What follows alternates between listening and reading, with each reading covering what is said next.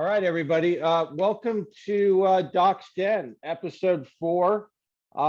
Seems like just yesterday we were just kicking this off, and we've got some good momentum. I'm excited about today's guest.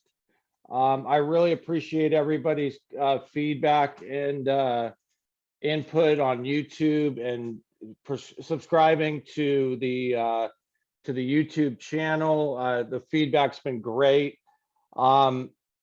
Today I have a special guest that I wanted to get on here as quickly as I could, and I'm lucky to have him here today. And he's very well known in Northern California especially, but California for sure. And that's around youth baseball and high school baseball and scouting in general. And for those of you who know me well, I coached baseball for many years, coached my son's teams, coached a lot of youth baseball. And I always said my love is for baseball, but my passion is golf. And so it was very, very important for me to bring Butch on because I wanted to dive into his thoughts on where the game of baseball is at today, where it's going, and where some of these athletes have exploded to from, being these little 5 and 6 year olds to now hitting dingers at 13. So I want to welcome Butch Baccala, right? It is Baccala. Thank you. All right. Thank you, Butch. It's great to have you. And I'd love if you could just share a little of your background and how you got into baseball and all of your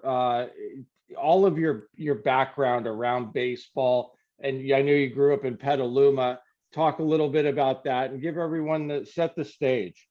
Yeah, I'd love to. And plus, thanks for having me on. This is absolutely nice. And it's good to talk to a Californian. Yeah. My baseball background, in Petaluma is a really baseball town. So I started, when I was in Little League, like the kids that we try to talk to now. And we just played baseball. We played wiffle ball all day long. Then we'd go to a Little League baseball field and play. I was on a team called Sonoma Joes, and we won the Petaluma championship. It's funny how you remember these things about your childhood, but you can't remember the things about a week ago. Right. But I do remember that. Then I played senior league in the Little League system. Didn't do any youth baseball until I got to about 16 years old, and I played Joe DiMaggio baseball and American Legion. And, I was a high school player at Petaluma High. My senior year, we went 30-1, won the whole NCS. I was lucky enough to be the California Co-Player of the Year with a guy named Ron Robinson. Okay. Who pitched in the big leagues for the Cincinnati Reds. Okay. And, then I went to San Francisco State and played for a guy named Orrin Freeman, who just recently passed away, but was such a great mentor to me. He ended up being the assistant to the general manager for the Florida Marlins. At one time, he was the scouting director for the Florida Marlins. And he created a love for me and a passion to watch. I mean, I can honestly tell you, I became a scout for 26 years. Right. And it was because of him, because we would sit on the bench and just break down guys while the game was going on. That's awesome. That's so cool. It was interesting. Who did you work for one baseball team, or were you like an independent scout for the whole league? No, I started as an area scout in the Seattle Mariners organization. A guy named Roger Youngward hired me. I was at Cal Poly San Luis as a pitching coach and recruiting coordinator. And about 3 months into that job, he called me and asked me if I wanted to be the Northern California scout and the pitching coach up in the Northwest League. That's cool. Yeah, it was fun. I took that job, and I worked for the Mariners, and I worked for the Braves for 10 years, then the Reds for 10 years, and then I worked for Seattle my last 5 years. When you were with the Braves, was that everything based in California, West Coast? I was the area scout. I got hired by a guy named Chuck Lamar, who ended up being the GM for the Tampa Bay Devil Rays, and probably the best scout I've ever worked with as far as breaking down talent. Yeah, He had me up in the Northwest. Then he moved on to the GM job at Tampa Bay, and then Paul Snyder, a legendary name in the Braves organization, hired me, and him and Dave Wilder made me the West Coast cross checker. So I was able to move back to Sonoma County and do my job on the West Coast. And then I got a job with Cincinnati for a year as a special assignment scout. And then I became their national cross checker for 7 nice. years. I gotta ask, just because I mean I'm a Sarah High School guy, and Yeah. there's a guy named Gary Hughes who's a legend. Oh, he is a legend. I mean, I know he just passed away, and we had a really special memorial for him put up. But Gary Hughes was just, I mean, with the Yankees, he was on, ESPN 30 for 30s, and I mean, when you talked about Yankee scouting, his name would pop up. Did you have a relationship with him as well? Oh, absolutely. First of all, Gary and Orrin were best friends. Oh God. Okay. And Gary hired Orrin away from San Francisco State. And then Gary got me my first job.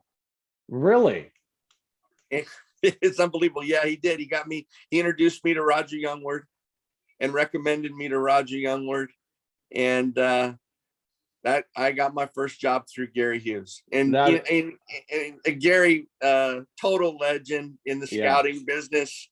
He, besides, a great feel for scouting and reading people and being able to digest information and take it and use it the right way, Gary was just a tremendous, tremendous person. Treated everybody like they were his brother. Yeah. So I've heard nothing but positive. I only knew him very surface level, but from what I've heard from the Sarah community, just salt of the earth. Salt of the earth. He truly was. Butch, I've looked up your new company, new venture, Athlete 911 or 911. Share with everybody what that's about. And is it just a baseball organization? Are you guys doing training as well? Could you share more on that? Yeah, Athlete 911 started out, I was about 1:30 in the morning. I just heard about an athlete killing himself. And so I wanted to start a company that could help athletes that were having problems mentally, dealing with stuff. Love it. And I got into it a couple weeks, really was aggressive with it. And then my lawyers told me, Butch, this isn't a great idea. Really? Yeah. So I changed gears. I kept the Athlete 911 and I went into like an advice business, which grew into a baseball business. And, it's now become Athlete 911. Athlete 911 means 9 players, 1 team, 1 heart. Like it. We try to help kids that are 13 to 18 years old. I don't take players on ability. I take players and families that want to be with us. Yeah. And it's a unique situation, because if I have families that, are above it all and aren't good team guys and team families, I get rid of them. And sure. I hate to say that, but in today's game, that some people have the wrong idea for what I know for what my organization's about. And our Athlete 911 is purely development and helping players find a next level home. I love it. And let's be honest today. I mean, and this has been my experience, that a lot of parents think if you're not winning, you're not growing, which is the complete opposite of what's been my experience. And that, there's a lot of overbearing out there.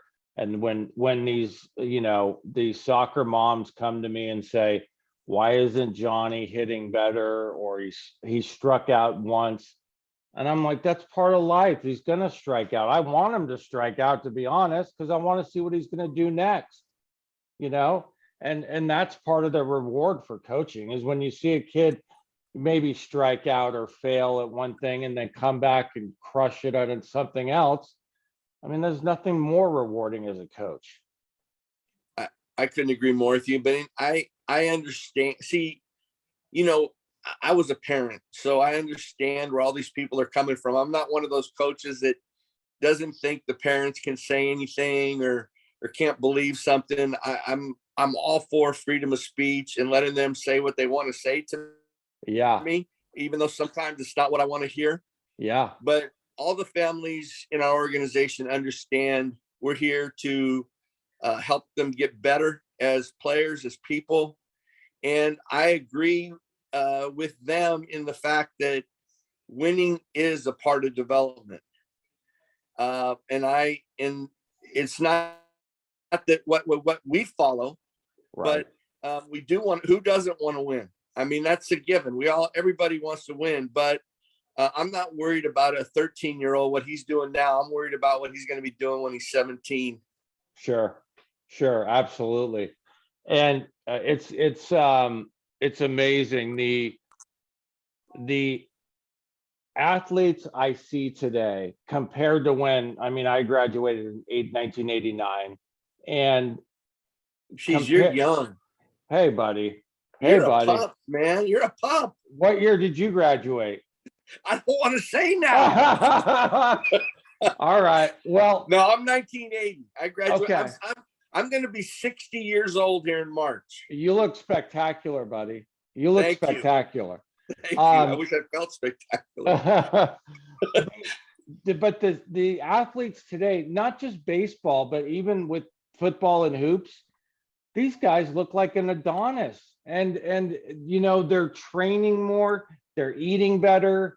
Of course, their routine is focused around their sport or whatever they're involved with. And you know, when we were growing up, or when you were growing up, we did everything. We did basketball, football, baseball. We did everything. Yep. Swimming, and it's a different era today, Butch. And you know, I don't despair it. I don't say, you know, my thing is when kids or parents come to me and ask, you know, my son plays football for the University of Louisville, and a lot of times parents ask me, did you let him play other sports growing up? I said, not only did I wanted to him, I encouraged it, because he needed to learn everything across the board, from soccer to, he even tried hockey, which that was a whole experiment in itself. But basketball and baseball were extremely large development blocks for him. And it was priceless. What are your thoughts on that, Butch? Anything that my thought is we, you know, in my era, in my age, we played all three sports. We didn't have a lot of coaching. We had a lot of kids that just wanted to play ball. Yeah. And we learned together, playing together. But it is such a different world now. I think there's players that still play for the love of the game, and you know, the big carrot of the big leagues, or you know, the NBA. But it's more individual driven. It's not so much team driven anymore. Agreed. And I mean, I started a business called Seams to Dreams, and it's an advice giving business, but I plan out the whole direction that player's going to take during his high school year, what events he's going to go to, what events he's ready to go to, totally honest with the families. And, you know, it's just people, what I have found in the last 3 or 4 years, truly, is people need direction. You know, they're going into it blind. It'd be like a guy being a lawyer and me trying to tell him what to do as a lawyer. Yeah, You absolutely. can't do it. Right. You know, so there's a lot of people out there that are so busy working, trying to make a living for their family, that they become weekend warriors, and then they need somebody to do their job Monday through Friday and help them do their job so that their kid's not missing anything. Right. And it's just, if you can play 3 sports, you're really lucky, Sure. because it's become so, these coaches nowadays are trying to make kids only play 1 sport and commit to them full time.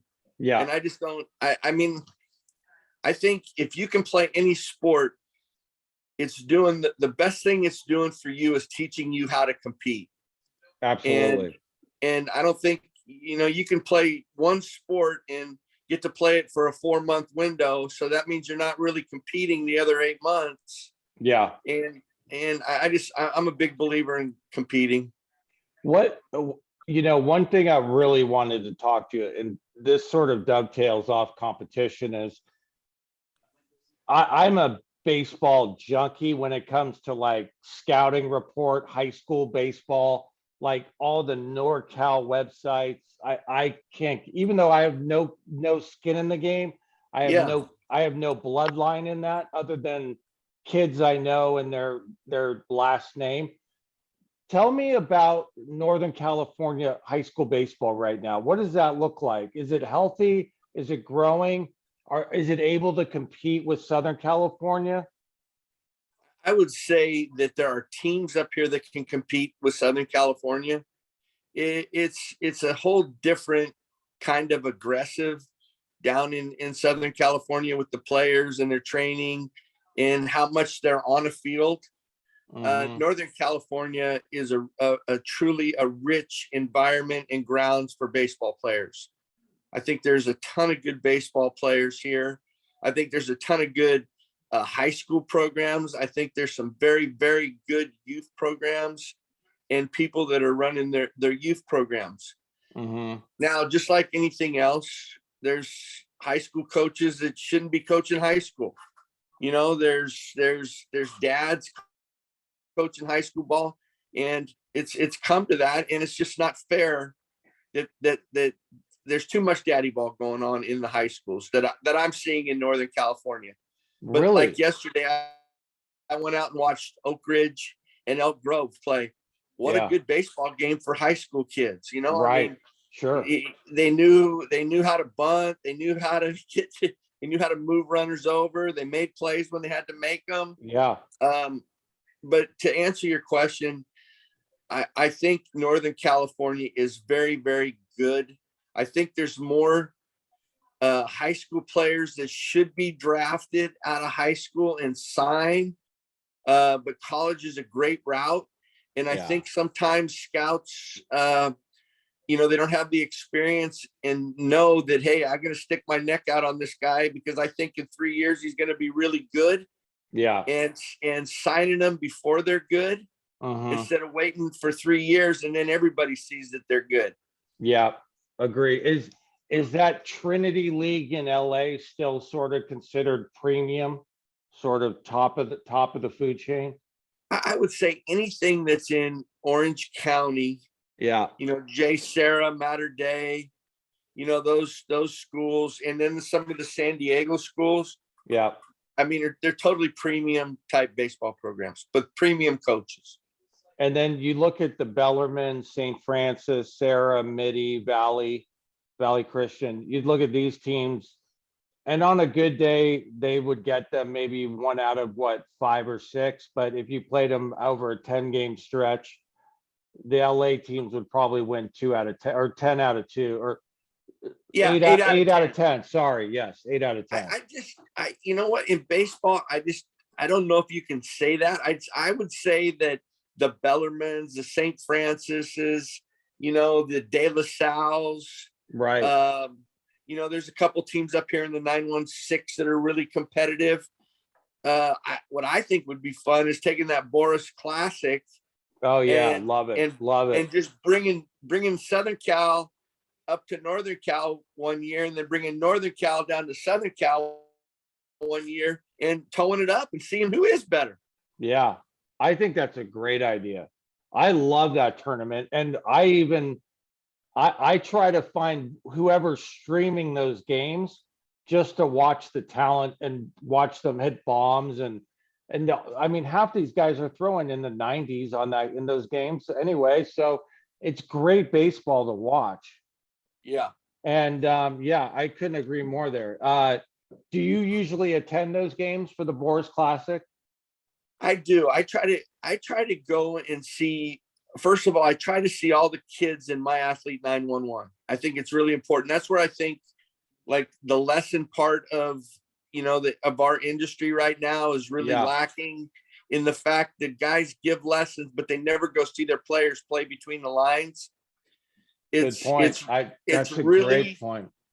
it's really important to me that I see every one of my players and Yeah. our players. And I have a guy named Sean Blankenship that helps me, that played at Sac State and played pro ball, and he's an infielder, and he's like my right hand arm. And he Okay. and I try to see games every day and make sure that we see our own players, Yeah. so that when it comes time for me to help them get to a school, be honest with their parents, and that's the one thing I think that you have to always do, is if the kids know that you care about them, they'll listen to anything you got to say. But Yeah. Agree. when they feel your insincerity and they think you're insincere, they won't give you the time of day. I agree So with that too. so I Absolutely. just we just try to keep it real. We try to see as much as we can see. And Boris Classic, I make sure that I always go. It's so Yeah. talent rich that why wouldn't I want to see talented players? It keeps your eyes keen. When you have a kid come to you and say, I have a potential opportunity to go to be a professional baseball player or go to college for free and get an education for 3-4 years and then maybe play. How do you weigh that for them as an option? I mean, if you're a first round pick, it's kind of hard to say no, I get that. Yeah. But if you're going to be a 20 round plus player, how do you weigh the pluses and minuses of that decision? I think every situation is different. Yeah. And there might be a 15th round kid that is really not a good student, so it's really only his path. Yeah. And then there's the kids that, the high round guys, the guys that go in the first 3 rounds, where all the money is at in the draft. Yeah. If they're good enough and they have the mental, I look more of it as mental maturity. Yeah. Emotional maturity. How are they going to handle being away from home for the first time? All those things. And I think that's how you come to a decision. I think that if you're going to go play minor league baseball, it's going to be a totally different experience than you would get going to a college and having roommates and being a kid. Yeah. So I just think it would be really tough. So like Spencer Torkelson, he played for one of my teams. I know that. Yeah. Where did he go Yeah, to he high went school? first in the draft a couple years ago. Yeah. From Arizona State, Okay. and out of high school, I swear to God to you, he was the same hitter he was when he got $8 million at Arizona State, and he didn't even get drafted in high school. No kidding. The same hitter. And he was just he went to Casa Grande High in Petaluma. Yeah. And people knew about him, but people didn't put in a lot of time and watch him. Mm-hmm. And guys that hit just hit, and guys with his ability, they don't just pick it. I mean, he hit 46 home runs in Little League his 12-year-old year. That's insane. Right. So I mean, he's always had that kind of hit ability. Yeah. So I mean, guys, every situation is different. I think if he would have got 500,000 out of high school, he would have signed, and bypassed going to college, because his ultimate dreams were as being a major league superstar. Sure. Of course. So it just depends, I mean, if you're educated or sorry about that. I got things coming on my phone. No, you're good. If you're educated oriented, I would always tell the kid to go to school, Yeah. Get his education, get his degree. It means a ton. Yeah. I agree. I agree with that. And would you say the health of baseball is in a good spot right now in California, and more so Northern California? Would you say the health of baseball is in a good spot as a I would, stand? Yeah. yeah, no, sorry for interrupting, but I would tell you that it is, in my opinion.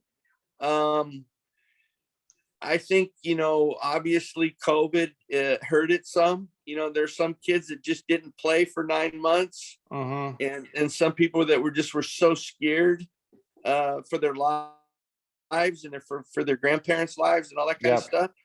In our organization, the way we did it was you were either COVID extreme, COVID average, or COVID less.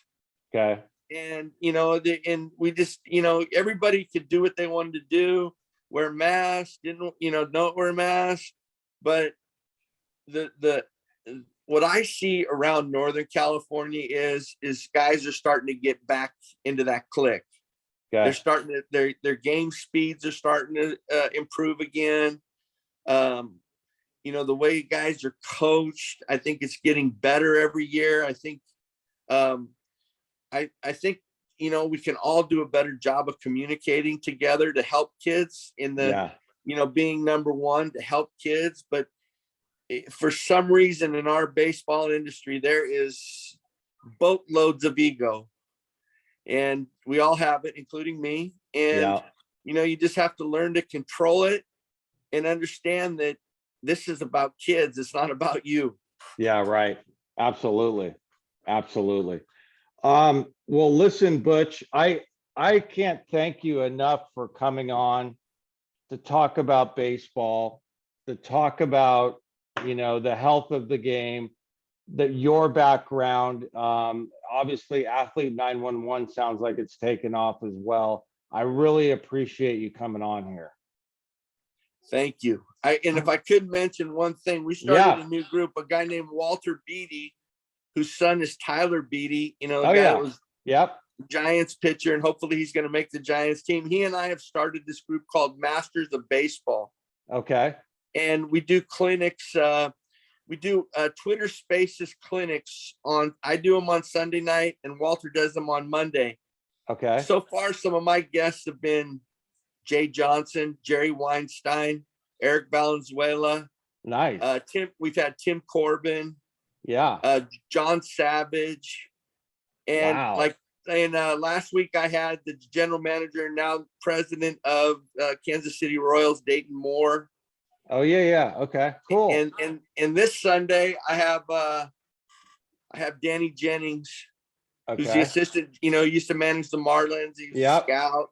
Mm-hmm. So we try to mix it up with the best guys in baseball, and it's all about the kids and their development and them and their families learning. And we call it real talk, and it's just I'd love to have you come out and listen to it also. Oh, I will be joining for sure. And it sounds intriguing, and only can learn more from there. So that's awesome and phenomenal. I thank you with sincerity, Butch, for coming on today. I know it was short notice, but one thing I've learned in starting a podcast is half the battle is filling in guests and finding guests. So I appreciate your flexibility and coming on for me. It has been spectacular. Thank you. Thanks for having me on, Chris. Nice to meet you also. You too, bud. I'll see you on the Twitter world. Okay. Take care. You too. Bye-bye. You too. Bye-bye.